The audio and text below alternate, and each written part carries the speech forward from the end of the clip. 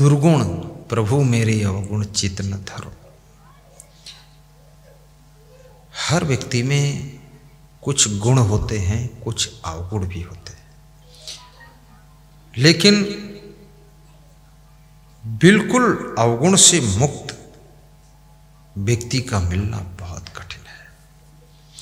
इसलिए थोड़ा सा समता भी ले लिया करो, गम खा लिया करो, और अपने पति की बात को काटा मत करो।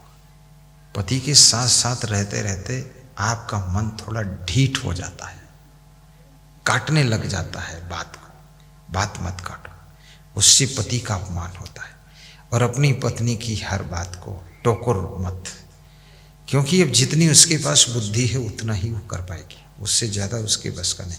ज़्यादा अगर इंजेक्शन मारोगे तो फिर बहुत गड़बड़ होने वाला है, क्योंकि दिमाग नहीं है आगे समझने का, बस उतना ही लोड लेगी। जैसे 10 किलो तौलने वाला तराजू ज़्यादा से ज़्यादा 12 किलो तौल देगा। अब तुम्हें 1 कुंटल रख दोगे तो तराजू टूट जाएगा, वो नहीं तौल सकता है। ऐसे सबकी बुद्धि बिलक बिलक है। और अगर उसमें 10 गुण हैं और 1-2 अवगुण है तो भी उसको क्षमा करके निभा लीजिए, क्योंकि अगर कोई अवगुण होता नहीं तो उसका जन्म भी धरती पर नहीं होता। फिर वो मुक्त हो जाती आत्मा। कोई न कोई वासना, कोई न कोई कामना इस धरती पर पुनः जन्म दिलाती है। प्रभु मेरे अवगुण चित न धरो।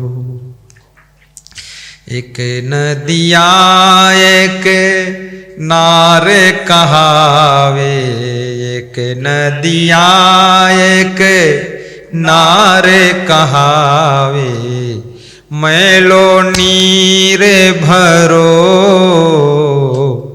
प्रभु मेरे अवगुण चित न धरो।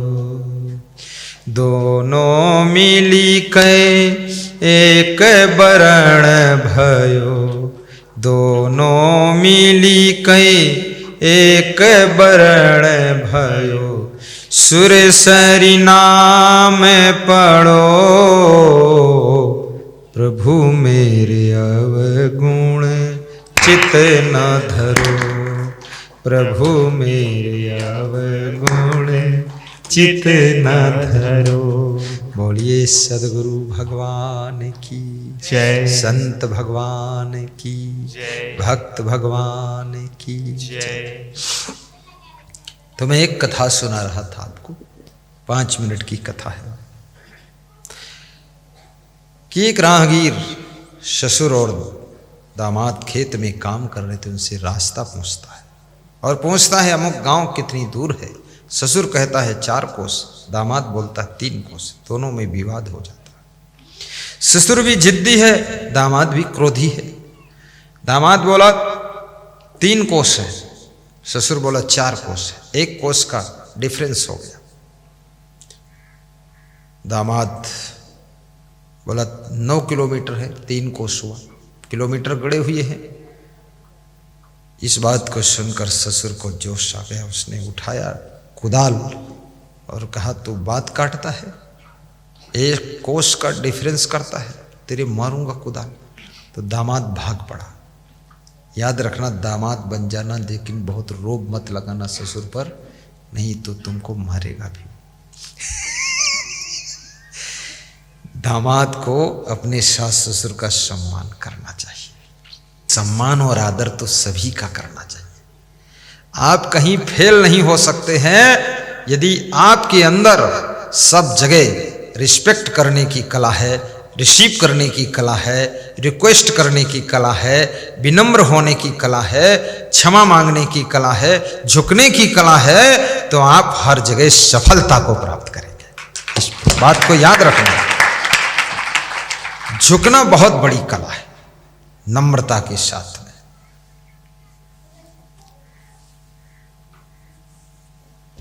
दूसरों को सम्मान देना ये बहुत बड़ा गुण है। हनुमान जी क्या करते थे? सब ही माने प्रद आप अमानी, सबहि माने प्रदय। सबको मान सम्मान देते थे और स्वयं निर्माण रहते थे। इच्छा नहीं रखते थे कि मेरा कोई मान सम्मान करे, पर दूसरों को मान सम्मान दे देते थे। हनुमान जी को कोई अभिमान भी नहीं था। तो जब ससुर दामाद को कुदाल लेकर दौड़ाता है, दामाद भागता है, उसी समय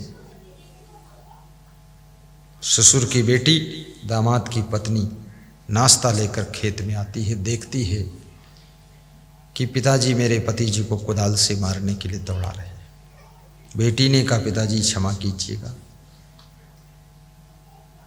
अगर मेरे पति को आप मार देंगे तो मैं विधवा हो जाऊंगी। तो क्रोध में था वो, बोला दूसरा पति ढूंढ दूंगा, तू टेंशन क्यों लेती है। बोले दूसरा पति क्या कोई खिलौना है, हर रोज पति थोड़े बदला जाता है, ये भारतीय संस्कृति का नियम है, यहाँ ऐसा नहीं होता है। गुस्सा को ठंडा करो, बात क्या है बताओ ना।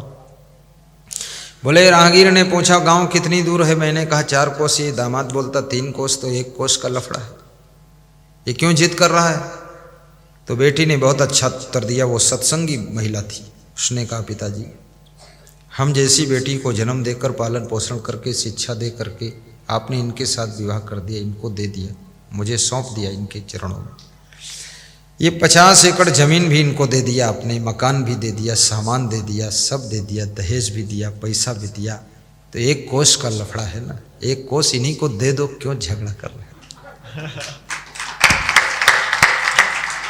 ससुर ने कुदाल डाल दी और कहा बेटी अगर इस तरह से कहे तो इसको मैं 4 कोस दे दूंगा, फिर कोई विवाद नहीं। और दामाद को बुलाया कि आइए बेटा, कोई बात नहीं, अब समाधान सब हो गया है। आपके घर में यदि कोई व्यक्ति मध्यम रास्ता निकालने वाला है, ऐसा समाधान करने वाला व्यक्ति है, तो परिवार को संगठन से जोड़ करके रख सकता है। इस तरह का रास्ता निकालना एक बहुत बड़ी कला है, और ये कला जिसको मालूम है वो घर की कलह कलेश को मिटा देता है।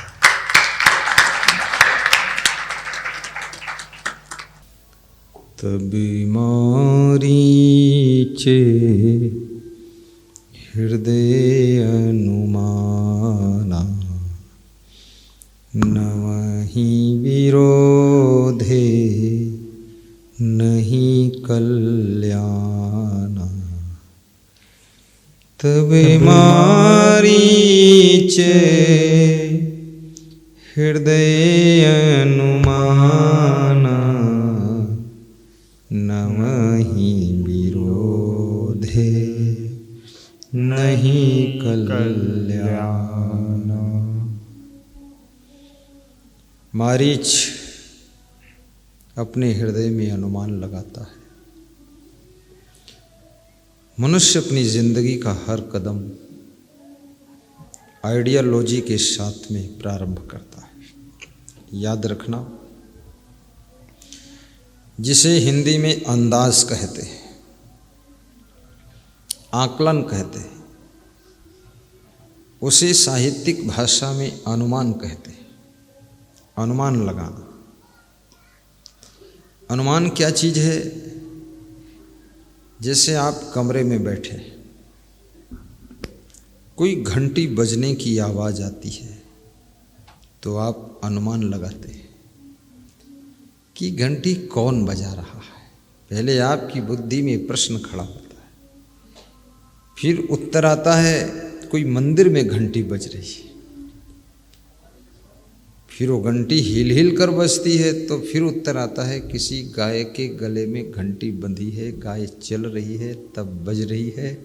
ये मंदिर की घंटी नहीं है, मंदिर की होती तो बीच में शंख भी बजता और घंट घड़ियाल भी बजते, पर ये केवल घंटी बज रही है। आप अनुमान लगा लेते हैं। इसी प्रकार से किसी की चाल को देखकर आप अनुमान लगाते हैं कि ये चंचल मनुष्य है, ये चंचल औरत है, कि ये चोर है। उसकी चाल से, हाव भाव से, क्रियाकलाप से, किसी के बैठने के ढंग से भी आप अनुमान लगाते हैं। किसी की हंसी देखकर अनुमान लगाते हैं, ऐसा क्यों हंसा है। और किसी को रोते हुए देखकर आप अनुमान लगाते हैं ये इसको कुछ दुख है इसलिए रो रहा है। पूरी जिंदगी में आप अनुमान लगाते हैं। आपकी कन्या जब बड़ी होने लगती है तो आप अंदाज लगाने लग जाते हैं कि अब इसकी शादी करना चाहिए। फिर भी यदि शादी आप नहीं कर पाते हैं तो आपको अनुमान लगने लग जाता है कि कन्या से कहीं गलती ना हो जाए जो इज्जत पर आँच आ जाए। अनुमान लग जाता है आपको।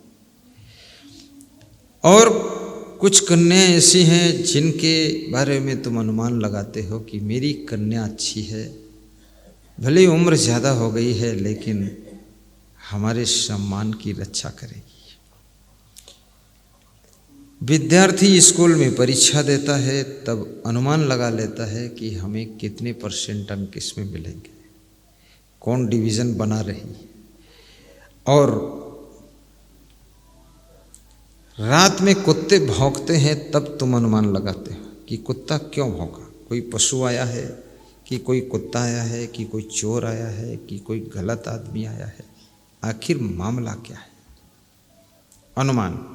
तुम चुनाव लड़ते हो तो भी चुनाव लड़ने से पहले भी अनुमान लगा लेते हो कि हमारी जीत हो जाएगी।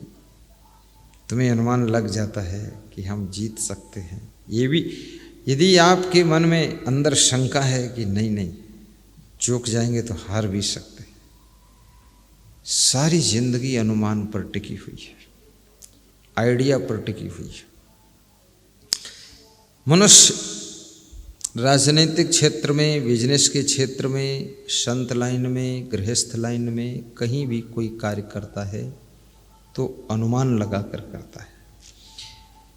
और मनुष्य का हर कदम सुख शांति के लिए उठता है, सुख शांति के लिए। जो भी तुम करते हो सुबह से लेकर शाम तक, बचपन से लेकर बुढ़ापे तक, सारी जिंदगी सुख के लिए करते हो। और तुम्हें ऐसा अनुमान रहता है कि इस कार्य को करने से सुख मिल जाता है, मिल सकता है। लेकिन अनुमान हमेशा सही नहीं होते। अनुमान एक प्रकार का आपका आइडिया है और आइडिया कभी कभी गलत भी निकल जाता है। जैसे आप देखते होंगे चुनाव में बहुत से न्यूज़पेपर वाले, टीवी चैनल वाले पहले से ही एग्जिट पोल बताते हैं कि ये पार्टी जीत रही है, वो पार्टी हार रही है, इसको इतनी सीटें मिल रही, उसको उतनी मिल रही, इसकी लोटियाँ डूब रही, उसकी बाल्टी फूट रही, सब बता देते हैं। कभी कभी उनका अनुमान राइट हो जाता है और कभी कभी रॉन्ग हो जाता है और कभी कभी बहुत धोखा खा जाते हैं। कितने लोग उनके आइडिया पर जुआ खेल देते हैं, 1 लाख लगा दिया, 10 लाख लगा दिया कि ये सही होगा।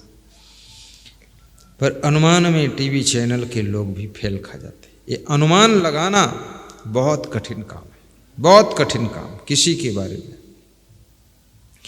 जैसे आप कहते हैं मैं किसी आदमी को देख करके ताड़ लेता हूँ ये आदमी कैसा है, लेकिन आदमी बड़ा विचित्र है। आदमी अपना चेहरा भी बदल कर बैठ जाता है, स्वभाव बदल लेता है, चाल ढाल बदल लेता है। आदमी अगर अपनी करामात पर आ जाए तो उसको पहचानना बहुत कठिन है। और आदमी को अगर पहचान लिया आपने तो आप धोखा नहीं खाओगे, क्योंकि आपने पहचान लिया, फिर पहचान लिया तो आप उसी तरह से सावधान हो जाएंगे।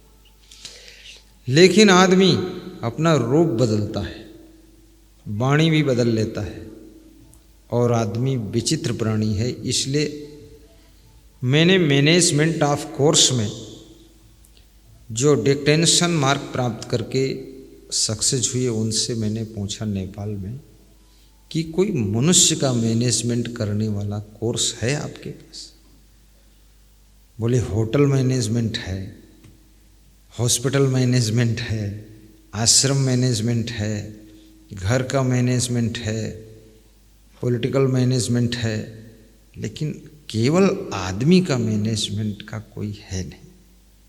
ये कैसे मैनेजमेंट करोगे? आदमी के बारे में कितने शास्त्र पढ़ लो, कितनी किताबें पढ़ लो, कितना ज्ञान प्राप्त कर लो, जो आदमी आज जैसा है वो कल वैसा नहीं रहता है। आज जो आदमी प्रेम से भरा हुआ है कल वो क्रोध से भरा हुआ है। आज जो नम्रता से तुमको झुक रहा है, हाथ जोड़ रहा है, कल तुम्हारे हाथ पांव तोड़ने के लिए आएगा। आज जो तुमको गरम गरम फुलके बनाकर खिला रही है, कल वो स्वयं गरम गरम दिमाग करके गाल फुलाकर बैठ सकती है। इसलिए आदमी का मैनेजमेंट सबसे जटिल management, the hard management of human, ये सबसे कठिन मैनेजमेंट आदमी को संभालना।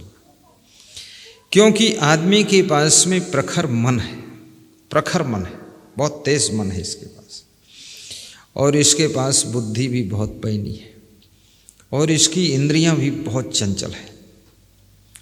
इसका सिस्टम ही बड़ा विचित्र है। इसलिए आपके यहाँ कोई नौकर कर्मचारी 2 साल 10 साल काम करता है, तुम भरोसा कर लेते हो, फिर 2 साल बाद धोखा खा जाते हो, कुछ लेकर भाग जाता। आपके आश्रम में कोई साधु रहता है, 2 4 10 साल रहा, तुमने भरोसा कर लिया, फिर कोई ऐसी गलती करता है तो तुम बिल्कुल सोच में पड़ जाते हो कि ऐसा तो स्वप्न में भी नहीं सोचा था मैंने ये कर सकता। कभी कभी तुम बहू से धोखा खा जाते हो, कभी कभी सास ससुर से धोखा खा जाते हो, कभी कभी अपने पति से धोखा खा जाती हो, कभी कभी तुम अपने बच्चों से धोखा खा जाते हो। अब ये धोखा का संसार है, संसार बड़ा अनोखा है और कदम कदम पर धोखा है। और यदि खुश हो जाए आदमी तो दाल बाटी और चोखा है, फिर माल छको। हाँ।